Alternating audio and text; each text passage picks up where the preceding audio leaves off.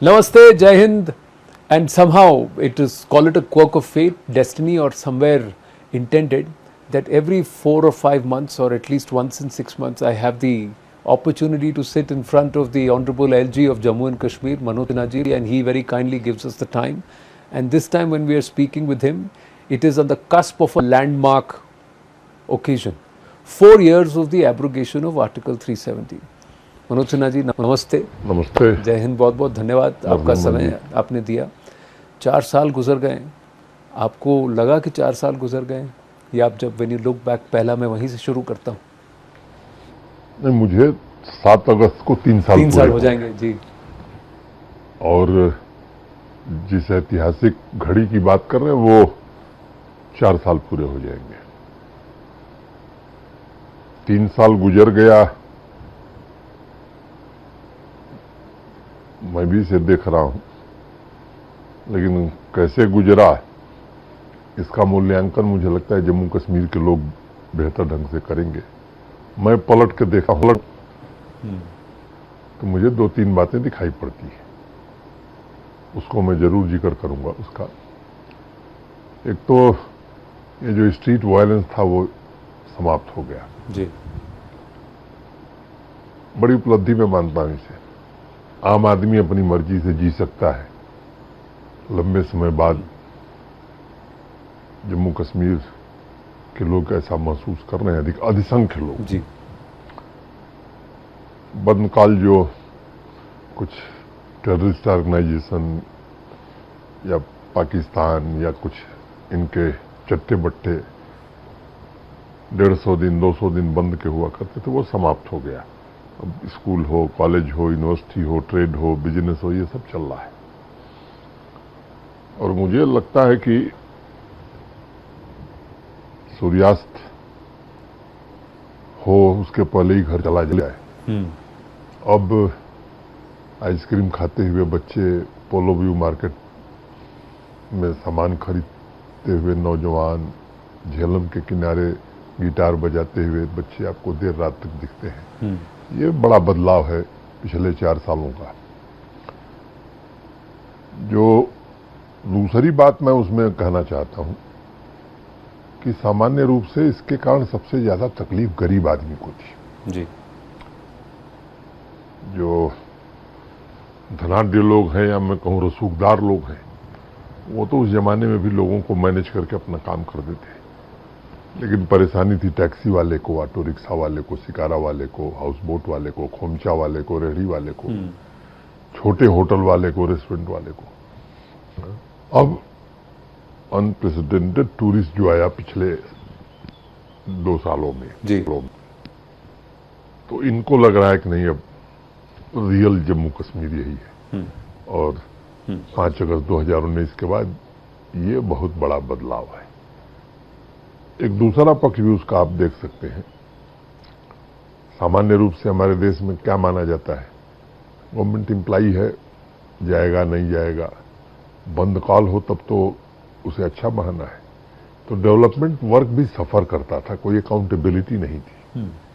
मुझे लगता है कि 4 वर्षों में ऐसा बदलाव हुआ है कि जहां 9,000 प्रोजेक्ट पूरे होते थे, वहां 90,000 पूरे हो रहे हैं। रफ्तार हमारी 10 गुनी बढ़ गई।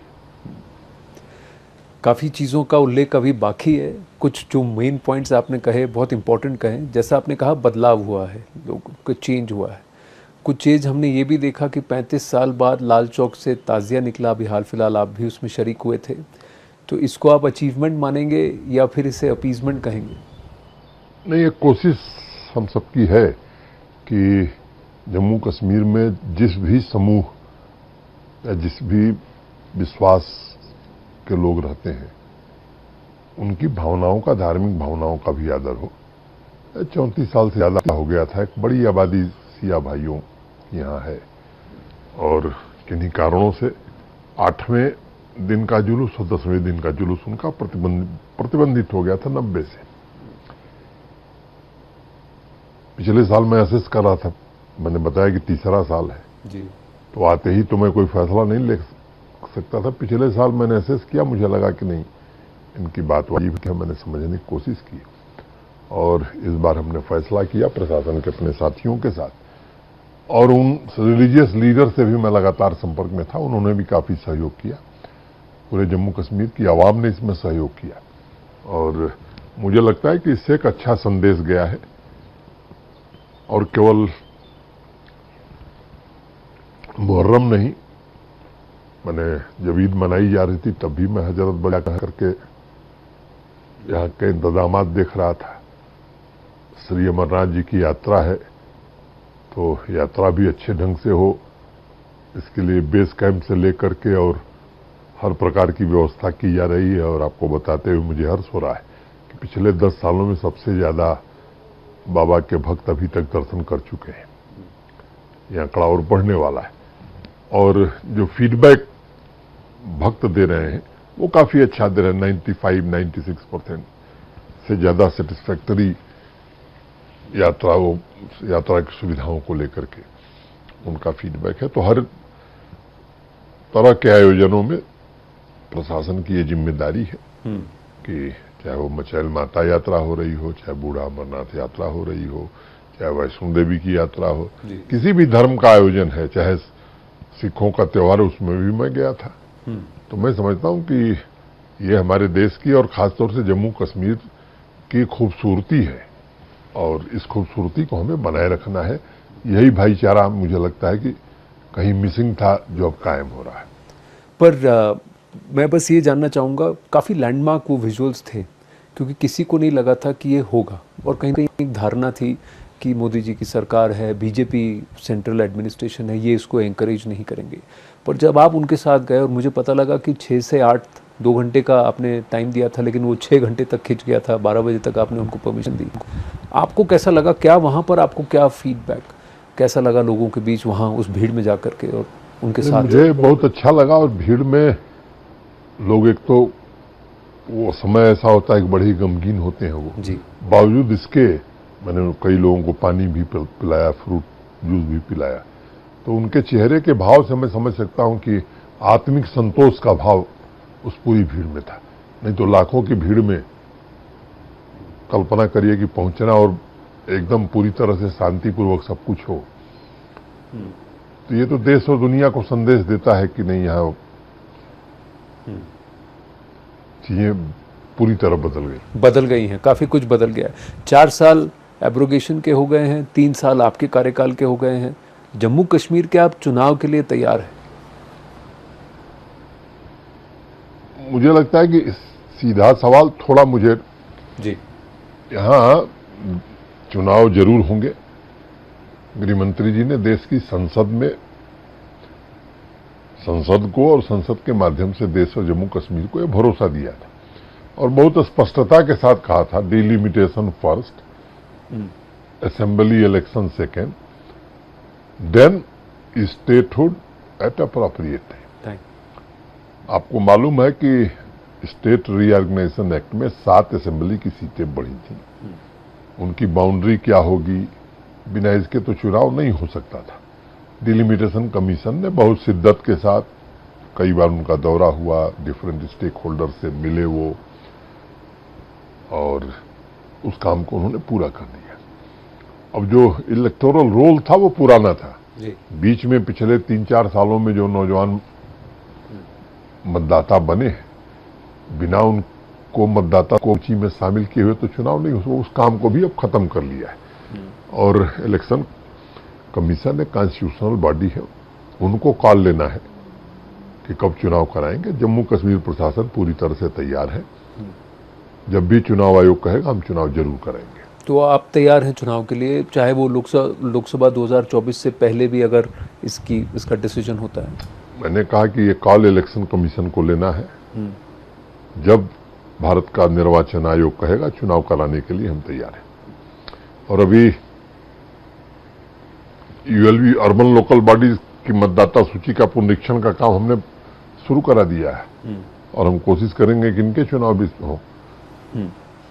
पर इसमें भी एक कंसर्न ये है एलजी साहब कि बहुत सारे जो एक्स मिलिटेंट्स हैं, सेपरेटिस्ट हैं, वो शायद अब मेन स्ट्रीम पॉलिटिक्स में जुड़ने की कोशिश करें, इलेक्टोरल प्रोसेस के जरिए घुस के फिर से नैरेटिव घुमाने की कोशिश करें। और कहीं ना कहीं यहाँ पर पाकिस्तान की कवायद है, यहाँ पर कोशिश है कि सॉफ्ट सेपरेटिज्म को फिर से जगह देने की कोशिश करें। ये कंसर्न है आपके लिए, आपको लगता है? ये कोशिशें हर प्रकार से होती रही हैं, आगे भी होंगी। मुझे लगता है कि जिस प्रकार की चुनौती आएगी उस चुनौती को कैसे निपटा जाएगा उसका तरीका बनाया जाएगा। लेकिन अब भारत के संविधान में अगर किसी को अधिकार मिला हुआ है तो उस अधिकार को तो हम नहीं छीन सकते। लेकिन मुझे लगता है कि अब यहाँ की आवाम भी ऐसे चेहरों को पहचान चुकी है। उसको वास्तव में अब लग रहा है कि विकास तभी होगा जब शांति रहेगी। और मैं बार बार एक बात कहता था कि अगर पीस नहीं है तो डेवलपमेंट नहीं हो सकता। डेवलपमेंट नहीं हो सकता। और मैं मानता हूं कि अब यहाँ के लोगों को इस बात का यकीन हो गया कि डेवलपमेंट तभी होगा जब पीस रहेगी। ऐसी चुनौती आएगी तो देखा जाएगा। जनता को मैं समझता हूं कि जनता भी बहुत सारी चीजों को समझती है। और भारत का मतदाता भले उतना पढ़ा लिखा नहीं रहा है, लेकिन जब भी लोकतंत्र की निर्णायक घड़ी आई है तो उसने फैसला बहुत ही माकूल किया है। यहाँ के लोग भी वैसा ही फैसला करेंगे। क्योंकि कहीं ना कहीं ये चुनाव के माहौल को लेकर के फिर से स्टोन पेल्टिंग, हड़ताल, इसको वापस हवा देने की कोशिश। वो आप निश्चिंत रहिए, वो कोई हवा दे ये संभव नहीं है। यहाँ ये नहीं होने दी जाएगी। एक और विषय ये है कि आप कार्य कर रहे हैं, लेकिन आपके आसपास जितने लोग बैठे हैं उनमें से कई लोग ऐसे हैं जिनका देश के प्रति रुझान कम और अलगाव के प्रति रुझान ज़्यादा है, या दुश्मन के प्रति रुझान ज़्यादा है। ऐसे लोगों को क्या आपने सिस्टम से क्लीन अप करने की कोशिश की है? क्या इसकी वजह से आपको तकलीफ़ें झेलनी पड़ी? देखिए, एक मिली लीगेसी में मिली हुई व्यवस्था हमको मिली है। उस व्यवस्था में बेहतर काम करने की हम कोशिश कर रहे हैं। विरासत में मिली चीजों को कैसे ठीक करना है, इसी के कारण 50 से ज्यादा लोगों को नौकरी से हाथ धोना पड़ा है। मुझे लगता है कि उसमें कोई कॉम्प्रोमाइज नहीं हो सकता है। एक फाइन लाइन है, फाइन लाइन के अंदर जो है वो तो ठीक है, उसके बाहर कोई हो उसके साथ मैं नहीं समझता हूं कि समझौता किया जा सकता है। और ये 4 वर्षों में माननीय प्रधानमंत्री जी के नेतृत्व में जहां जम्मू कश्मीर पहुंचा है, अब ये पीछे जाए ये तो संभव नहीं है। इसलिए अगर अवरोध आएंगे, अंदर भी अगर कुछ लोग हैं जो इसमें दिक्कत पैदा करेंगे, तो कानून और संविधान जो इजाजत देगा उसके अनुसार उनके साथ भी व्यवहार किया जाएगा। देखिए, एक किस्सा मुझे हाल फिलहाल में जो बहुत बड़ा किस्सा था, 2009 का जो एक इंसिडेंट था जिसमें 2 डॉक्टर्स को फिर सैक किया गया था उनके इन्वॉल्वमेंट के लिए। मुझे याद है वो नैरेटिव कहाँ से कहाँ गया था। 6 महीने तक यहाँ पर त्राहिमाम हुआ था, करोड़ों हजारों करोड़ का नुकसान हुआ था। कहीं ना कहीं इसमें कोई पॉलिटिकल इन्वॉल्वमेंट है क्या? देखिए, उस पूरी घटना को आप जानते हैं। 2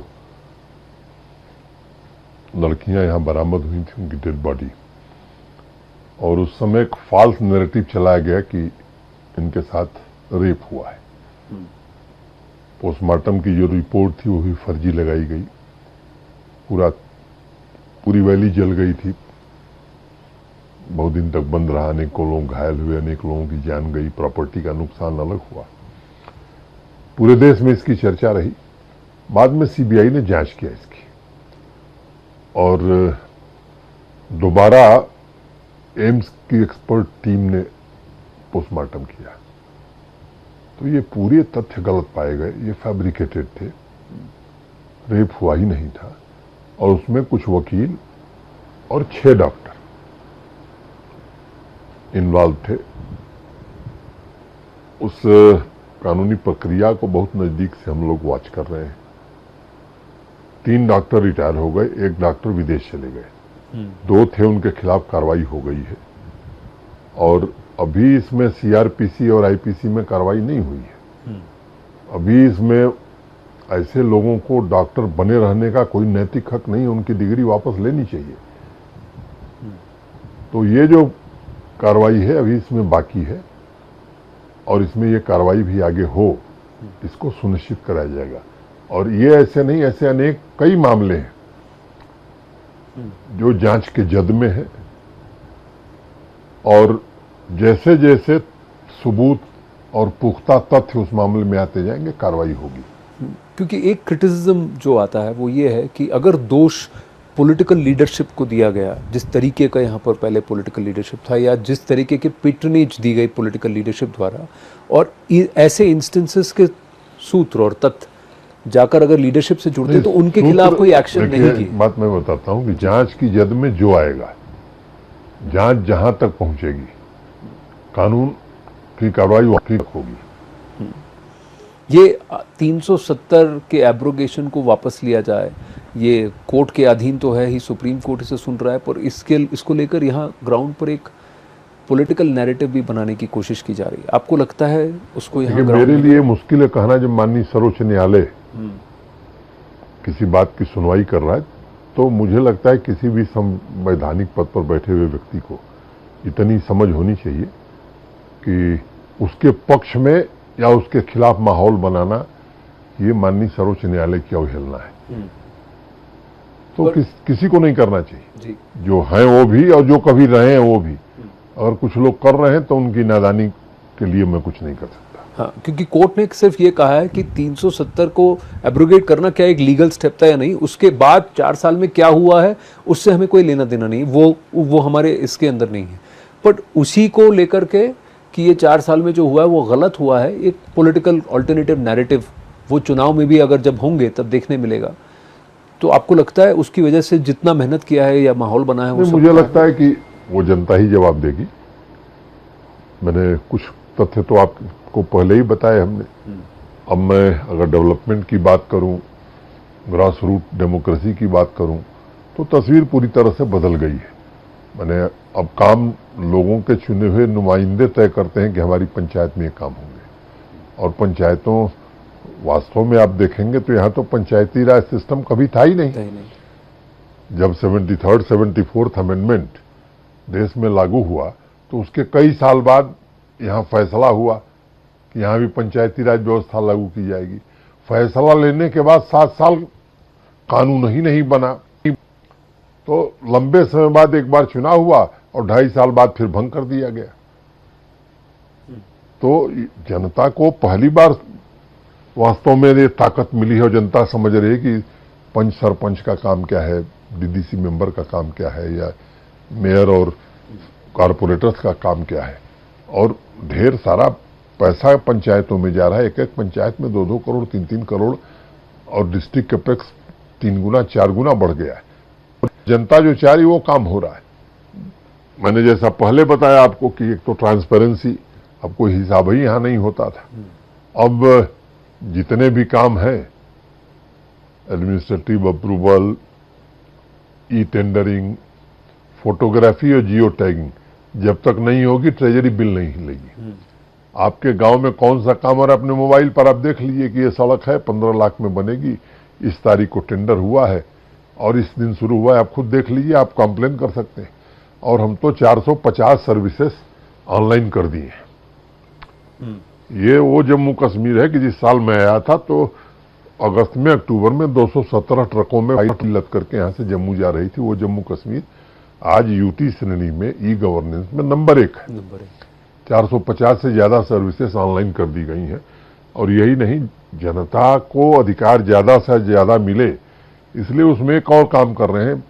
पब्लिक सर्विस गारंटी एक्ट में जो सर्विसेज हैं उसमें 70 से ज्यादा हमने ऑटो एस्केलेशन मोड में कर दिया है कि अगर आपको इनकम सर्टिफिकेट चाहिए, तहसीलदार को 15 दिन में देना है, वो नहीं देगा तो 16वें दिन ऑटोमेटिकली एस्केलेट करके वो चले जाएगा उसके ऊपर के अफसर के पास, तब उस पर पेनाल्टी लग सकती है। तो हम तो यहां तक जा रहे हैं जो जहां देश के किसी हिस्से में इस तरह की पब्लिक सर्विस गारंटी एक्ट की सुविधाएं नहीं है। तो दिल से हम चाहते हैं कि पब्लिक को कोई कठिनाई ना हो। लैंड रिफॉर्म्स का जो काम हुआ है, अब वो 200-250 लोग जो लैंड रिकॉर्ड पढ़ते थे वो कलेक्टर से ज्यादा ताकतवर थे। अब हिंदी, उर्दू, अंग्रेजी तीनों भाषाओं में लैंड रिकॉर्ड 98% लोगों को बांट दिए गए। हमारे यहाँ किस्सा है, कभी कभी हंसी में लोग कहते हैं कि अगर भगवान कृष्ण को डिजिटाइड लैंड रिकॉर्ड मिले होते तो महाभारत कहाँ होता, 5 ही गांव का मामला था। तो यहाँ तो रोज महाभारत इसी के लिए हो रहा था। तो इसको खत्म किया है। डेवलपमेंटल वर्क जिस तरह से उन्हें 1.5 लाख करोड़ के हाईवे और टनल के प्रोजेक्ट आज चल रहे हैं माननीय प्रधानमंत्री जी के कारण, 2 एम्स, 2 कैंसर इंस्टीट्यूट, 7 नए medical college, IIT, IIM, NIFT, ये सब इंस्टीट्यूशन भारत सरकार ने दी है। और आपको जानकर खुशी होगी कि पिछले साल 60 लाख नौजवानों ने स्पोर्ट्स एक्टिविटीज में भाग लिया है। PMDP, prime ministers development plan में जो फंड हमें मिला, आज लगभग हर जिले में बढ़िया स्टेडियम, आउटडोर और इंडोर स्टेडियम, यहाँ श्रीनगर और जम्मू में तो इंटरनेशनल मैच हम करा सकते हैं, ऐसे स्टेडियम सुविधाएं बनाई। हर पंचायत में प्ले फील्ड बना दी गई। वही पंचायत छोटी होगी जहां की जमीन नहीं है तो उसको भी बगल में दे रहे हैं।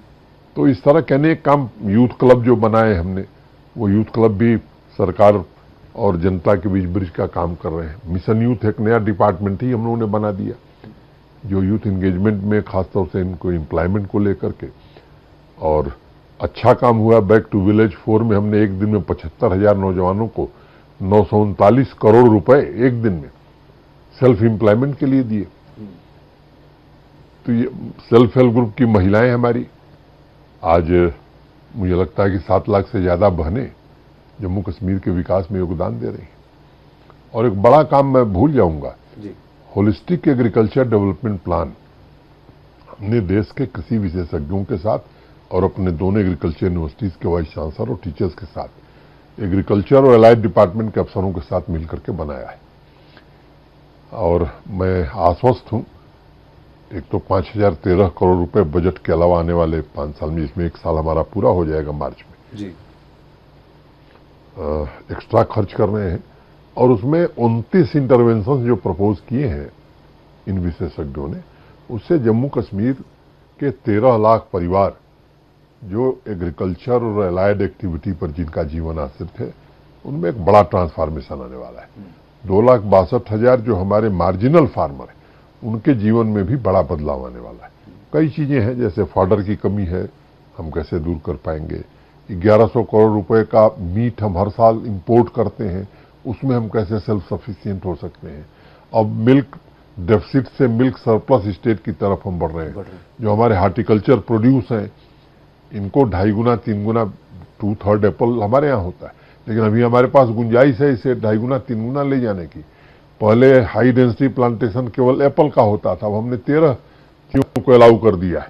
तो इस तरह से agriculture, allied sector, tourism, industry 75-80 हजार करोड़ का इन्वेस्टमेंट, और 30,000-28,000 करोड़ के तो काम जमीन पर दिख रहे हैं। कुछ प्रोजेक्ट पूरे हो गए, कुछ हो रहे हैं। अब ईमार ग्रुप भी यहाँ मॉल बना रहा है, टी टावर बना रहा है। तो एक कोशिश है प्रधानमंत्री जी के नेतृत्व में नया जम्मू कश्मीर बनाने की, जहाँ सुख हो, शांति हो, समृद्धि हो।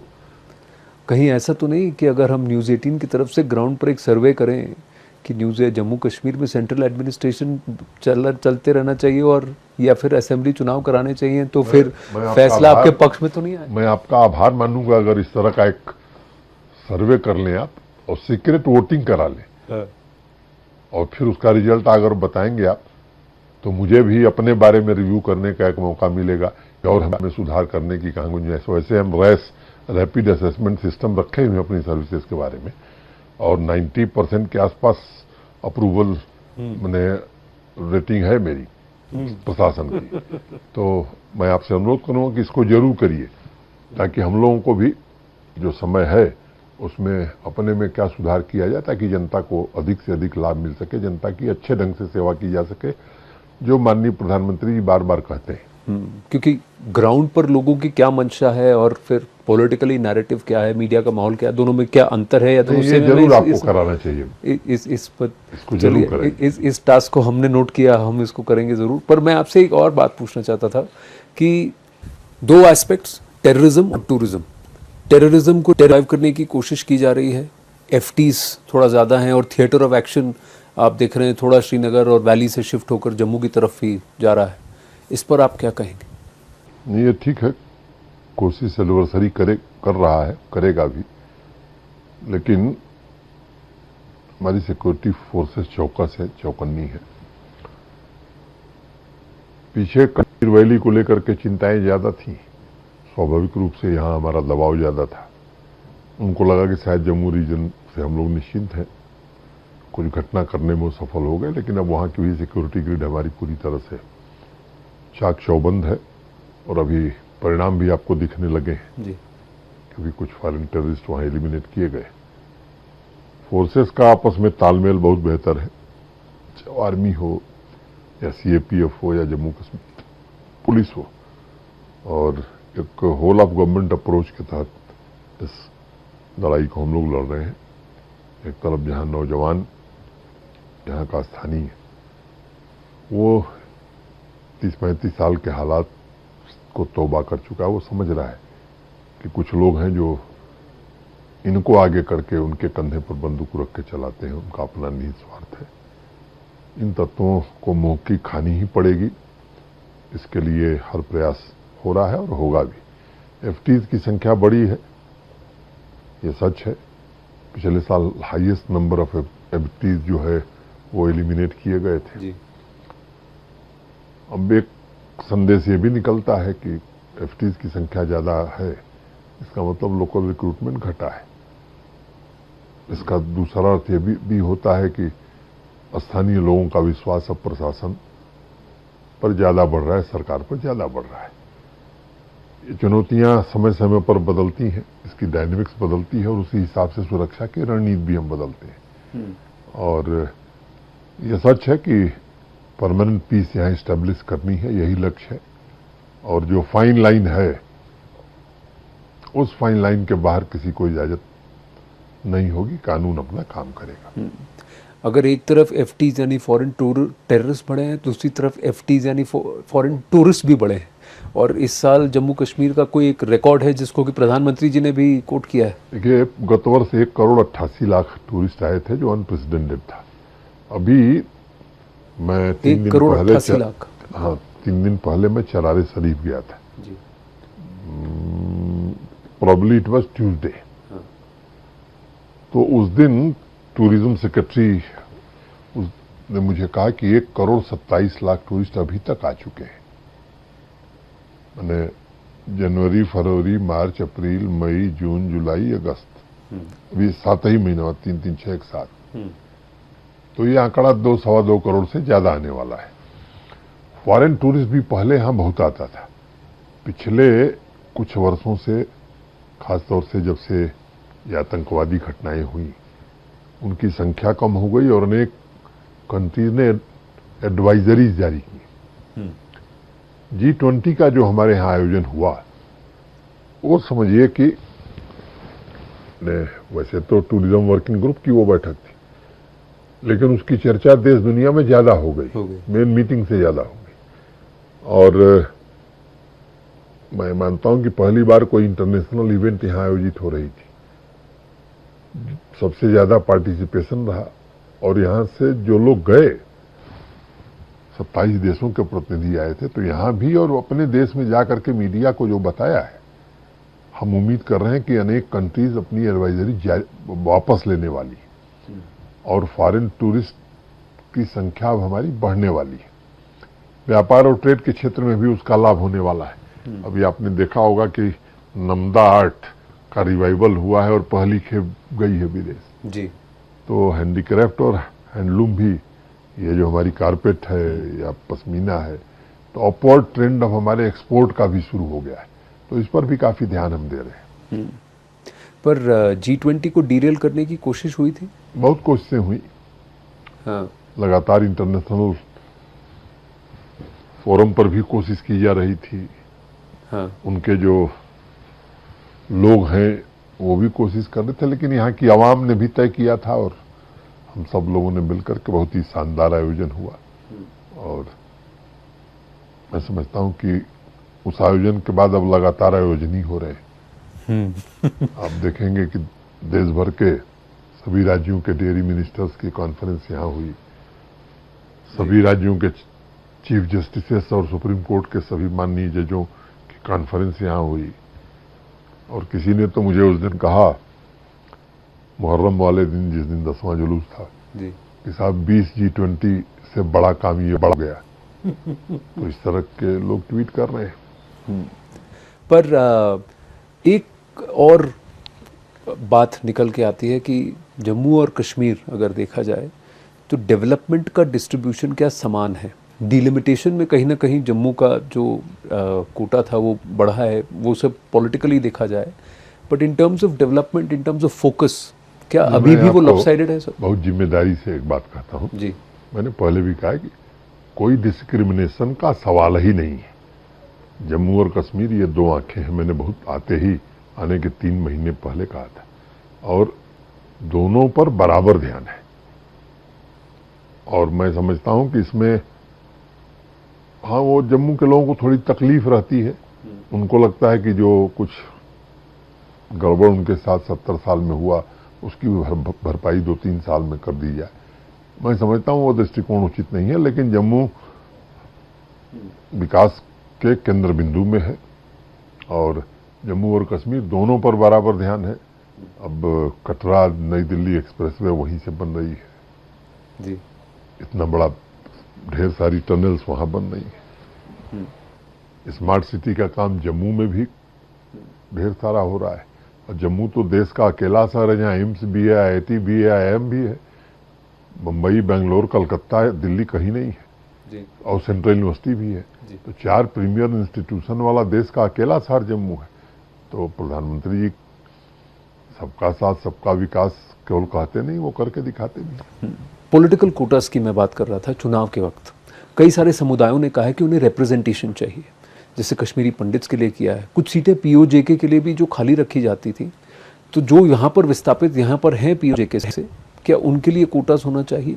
मुझे लगता है कि बिल पार्लियामेंट में है और यहाँ एक कमीशन बना था जस्टिस शर्मा की, उसकी रिकमेंडेशन के आधार पर अच्छे से विचार किया है भारत सरकार ने, और उस पर प्रतिक्रिया देना उचित नहीं है।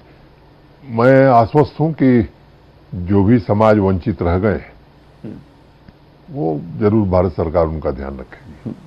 अंतिम प्रश्न, पिछली बार जब हम मिले थे तो थोड़ा आपका कश्मीरी का मैंने टेस्ट लिया था, तो उसके बाद भी आप भाषा में आगे बढ़े हैं। यहाँ पर क्या शारदा लिपि को वापस जागृत करने की, शुरू करने की कोई कोशिश है? देखिए, शारदा लिपि मुझे लगता है कि कश्मीर की पहचान है, और अभी जो प्राण प्रतिष्ठा मंदिर की हुई है, तो दुनिया का शारदा पीठ दुनिया भर को दिशा देता रहा है, शैक्षिक रूप से भी, सांस्कृतिक रूप से भी। और इसमें कोई बुराई नहीं है कि लोग शारदा लिपि सीखें। ये हम किसी पर थोपेंगे नहीं, लेकिन ऐसी व्यवस्था हम जरूर बनाना चाहते हैं कि इस पर शोध हो, लोग पढ़ें, शोध करें, और दुनिया को यहाँ का जो ज्ञान है वो लोगों को मालूम पड़े। दिल्ली में आपके ट्रांसफ़र की बड़ी अटकलें लग रही हैं कि आपका अगला इनिंग कहीं और होने वाला है। ये कई बार पॉलिटिकल ग्रेपवाइन होता है। मैं भी इस अखबार में और कई इस तरह के ऑनलाइन चैनल्स पर देखता रहता हूं, हर 6 महीने बाद कुछ खबरें इस तरह की आती हैं। तो जिन लोगों ने मुझे भेजा था, फैसला वही करेंगे मुझे कब जाना है, बाकी लोगों का कोई मतलब नहीं है। मैं आया भी था उन लोगों की मर्जी से, जाऊंगा भी उन्हीं लोगों की मर्जी से। एलजी साहब, बहुत बहुत धन्यवाद। बहुत अच्छा लगा आपसे बात करके।